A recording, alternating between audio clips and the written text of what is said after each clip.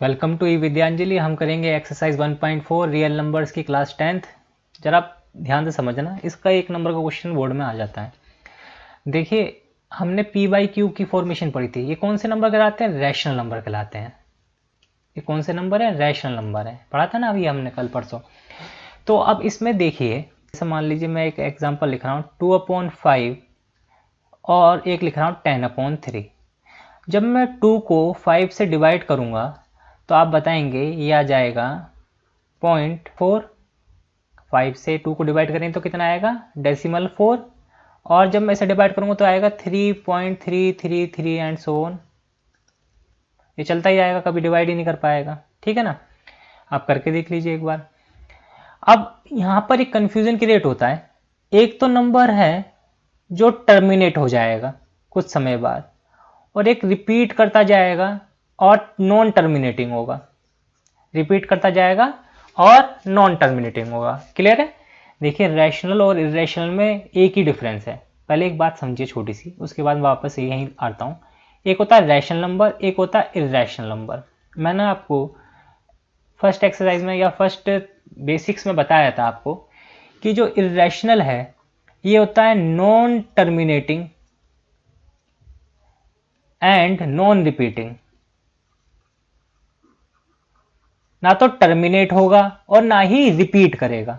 और जो rational number होते हैं ये दो टाइप के हो सकते हैं। ये टर्मिनेटिंग हो सकते हैं या हो सकते हैं नॉन टर्मिनेटिंग हो बट रिपीटेड हो। समझ गए? इन दोनों में क्या फर्क है रैशनल और इरेशनल में? रैशनल में दो काइंड हो सकती हैं। या तो नॉर्मल जो नंबर है आपका टर्मिनेट हो जाए जस्ट लाइक दिस, या कैसी हो सकती है रिपीटेड हो बट नॉन टर्मिनेटेड हो। टर्मिनेट तो ना हो बट रिपीट करता रहे नंबर। लेकिन इरेशनल में क्या कंडीशन है? इरेशनल में नॉन टर्मिनेटिंग तो होना ही होना चाहिए, उसके साथ साथ नॉन रिपीटिंग भी होना चाहिए। मतलब वो नंबर रिपीट नहीं करना चाहिए। ठीक है ना? आप एक बार वीडियो देख लीजिएगा इससे प्रीवियस वाली, आपको थोड़ा और क्लियर हो जाएगा। ये मैंने अभी बेसिक इसके लिए बताया कि क्योंकि मैं आपको समझा रहा हूं ये वाला टॉपिक। ठीक, देखिए जरा ध्यान से। चलिए वापस आइए टॉपिक पर। देखिए, तो दो टाइप के हमें नंबर पता चल गए रैशनल में। एक तो जो टर्मिनेट हो सकता है और एक जो नॉन टर्मिनेटिंग हो। जो नॉन टर्मिनेटिंग हो बट कैसा हो? रिपीटेड हो। ठीक है? नॉन टर्मिनेटिंग प्लस रिपीटेड हो। और एक हो सकता है जिसमें वो आपका डेसिमल नंबर दे जाए, यानी कि वो टर्मिनेट हो जाए, नंबर आगे बढ़ ना सके। एक एग्जांपल और दे देता हूं आपको, थोड़ा और क्लियरिटी हो जाएगी। 5/2 मैं डिवाइड करूंगा तो कितना आएगा? 2.5 आएगा। 20/6 कितना आएगा? 3.33 आएगा। या 10/6।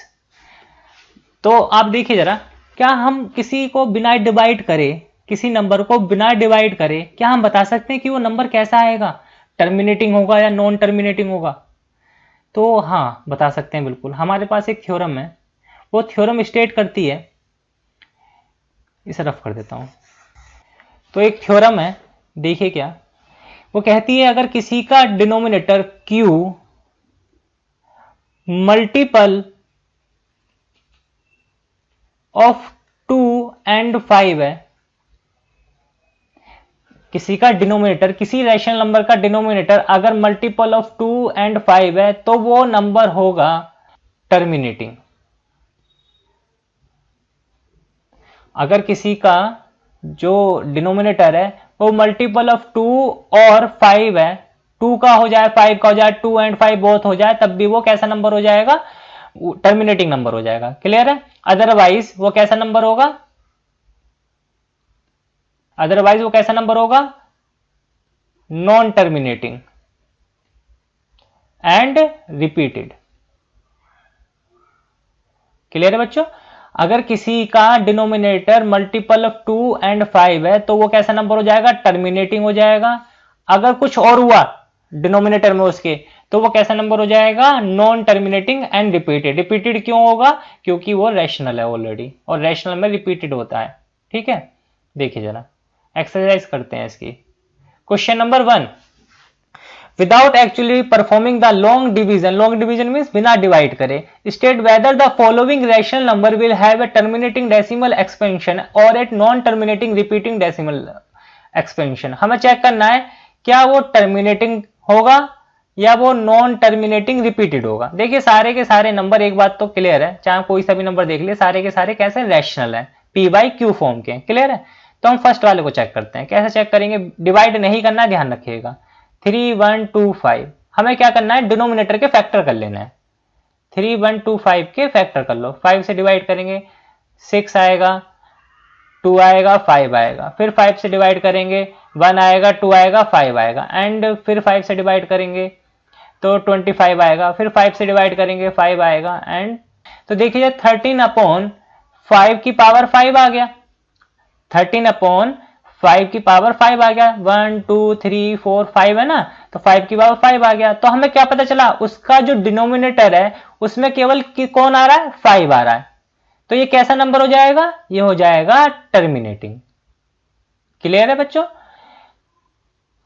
अगर किसी के डिनोमिनेटर में 5 के फैक्टर हो, 2 के फैक्टर हो, या 2 और 5 दोनों के ही फैक्टर हो, तब वो कैसा नंबर बन जाएगा, टर्मिनेटिंग हो जाएगा। अदरवाइज वो कैसा नंबर रहेगा, नॉन टर्मिनेटिंग एंड रिपीटेड। ठीक है, अगला करते हैं इसका पार्ट। देखिए 17 अपॉन 8, अब मैं आपको डायरेक्ट बताता चलूंगा। देखिए जरा 17 अपॉन 8, इसका डिनोमिनेटर चेक करो क्या है, 8 है। तो क्या 8 किसका फैक्टर है, 8 तो 2 इंटू 2 इंटू 2 से बनेगा। तो ये कैसा नंबर हुआ, ये कैसा नंबर हुआ, terminating, because the denominator contain only factor of 2, so it is a terminating number. अब देखिए 64 अपॉन 445। अच्छा एक चीज और बता देता हूं आपको, आप पहले एक बार ये भी चेक कर लिया कीजिएगा कि दोनों में कुछ कॉमन तो नहीं है। पता चला यहां पर 3 हो, आप लिख दें कि नॉन टर्मिनेटिंग है।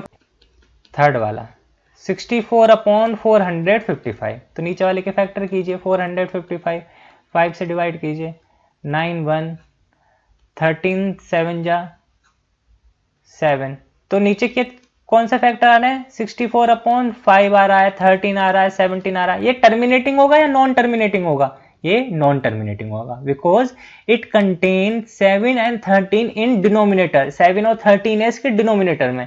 तो ये कैसा नंबर हो जाएगा, ये नॉन टर्मिनेटिंग नंबर हो जाएगा। क्लियर है, नॉन टर्मिनेटिंग एंड रिपीटेड होगा, क्योंकि रैशनल है तो रिपीटेड हो जाएगा। देखिए और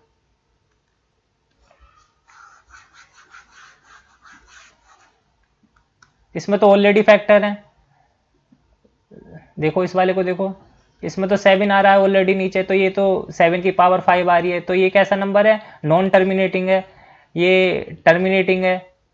फिफ्थ वाला 35 अपॉन 50, देखो 35 अपॉन 50, 5 से डिवाइड करेंगे 7, नीचे 10 आ जाएगा, तो ये तो 10 किसका फैक्टर है, 2 इंटू 5, तो ये कैसा हो जाएगा, ये टर्मिनेटिंग हो जाएगा। नाइन्थ वाला, नाइन्थ था ये।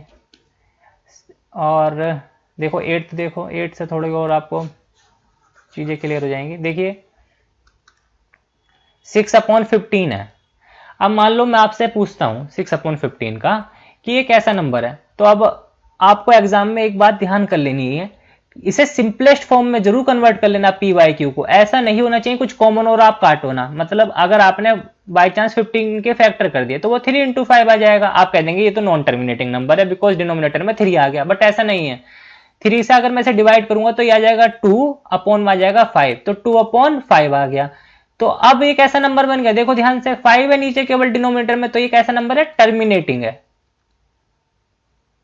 ठीक है ना, हमें जो वैल्यू निकालनी है ना, टर्मिनेटिंग नॉन टर्मिनेटिंग, पहले उसे सिंपलेस्ट फॉर्म में कन्वर्ट कर लेना, जैसे मैंने अभी 35 अपॉन 50 को करा था। क्लियर है, तो ये सारे ऐसे ही कर लीजिएगा अपने आप, डिवाइड करके नहीं करना है, बस इतना ध्यान रखिएगा। Question number 2, write down the decimal expansion of those rational number in question number 1 above which have terminating decimal number.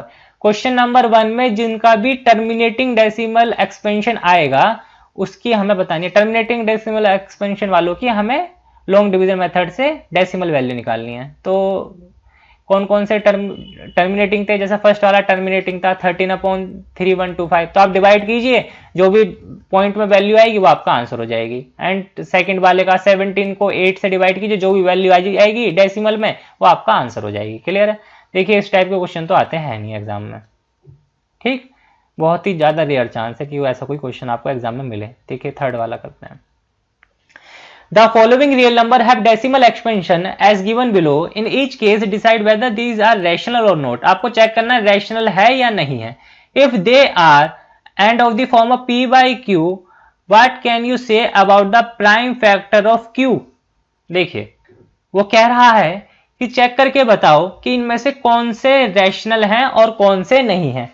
तो रैशनल की डेफिनेशन क्या थी? रैशनल दो टाइप के नंबर होते हैं, दोबारा रिपीट कर रहा हूं, एक तो टर्मिनेटिंग डेसिमल एक्सपेंशन हो या हो नॉन टर्मिनेटिंग हो एंड रिपीटेड हो, ठीक है ना। देखिए जरा पहला नंबर 4 3 1 2 3 4 5 6 7 8 9, देखिए तो टर्मिनेट हो गया। अगर डॉट डॉट होता है इसके पीछे तब तो हम कहते हैं ये नॉन टर्मिनेटिंग है, लेकिन ये तो टर्मिनेट नंबर है। Because it is an terminating number, तो ये कैसा नंबर हो गया? रैशनल हो गया। फर्स्ट पार्ट कैसा है? रैशनल है। Because it is an rational number, अगर ये रैशनल नंबर है तो डेफिनेट है, इसे आप p बाई क्यू की फॉर्म में लिख सकते हैं, और p बाई क्यू की फॉर्मेशन में होगा तो q के कोई फैक्टर होंगे। और अभी हमने थ्योरम पढ़ी थी, क्या कहती थी, जो अगर वो टर्मिनेटिंग नंबर है तो q डिनोमिनेटर में क्या आएगा? हमेशा मल्टीपल ऑफ 2 एंड 5 आएंगे, ठीक है। तो अगर इसका जो हमसे आंसर पूछा गया था हम क्या बताएंगे फर्स्ट वाले पार्ट का? It is an terminating number and rational, because it is an terminating number so it is rational number and it can be written as p by q form, and we can say about q that it contain prime factor of 2 and 5। ये क्या content करता होगा? Factor of 2 and 5, इसका denominator. अगला number देखिए 0 1 2 0 1 2 0 0 0.120 1200 1200, क्या ये terminate हो रहा है? नहीं, टर्मिनेट तो नहीं हो रहा है, तो ये तो हो नहीं सकता। क्या ये नॉन टर्मिनेटिंग है? नॉन टर्मिनेटिंग है, बट रैशनल होने के लिए उसे क्या होना चाहिए था? रिपीटेड होना चाहिए था, लेकिन रिपीटेड तो नहीं है। यहाँ 120 था या 1200 है, मतलब एक जीरो इंक्रीज होती जा रही है ना, तो ये रिपीटेड नहीं रहा, कोई भी पेयर रिपीट नहीं कर रहा है, तो ये कैसा नंबर नहीं रहा? रैशनल नहीं रहा, ये रैशनल नहीं है, ये कैसा नंबर है? इररैशनल नंबर है। थर्ड पार्ट देखिएगा 43.123456789 बार किसे डिनोट करता है? बार डिनोट करता है रिपीटेशन को। बार किसे डिनोट करता है? रिपीटेशन को। देखिए तो इसका मतलब ये हुआ, ये जो नंबर है 43.123456789, इस पर बार दे रखा है ना, तो ये बार बार रिपीट करेगा 1 2 3 4 5 6 7 8 9 एंड सो ऑन। ऐसे ये वाला पेयर रिपीट करता जाएगा, 1 2 3 4 1 से लेकर 9 तक की डिजिट रिपीट करती जाएंगी। अब एक बात समझिएगा, ये जो नंबर है ये कैसा नंबर हो गया? ये रैशनल हो गया। क्यों? नॉन टर्मिनेटिंग भी है, साथ में कैसा है? रिपीटेड है। अगर रिपीटेड हो गया तो वो कैसा नंबर होता है? रैशनल होता है। तो आप क्या बताएंगे इसके डिनोमिनेटर में कैसे नंबर होंगे? इसके डिनोमिनेटर में 2 और 5 के फैक्टर होंगे। क्लियर है? By R theorem. I think clear हो गई होगी बात। Thank you.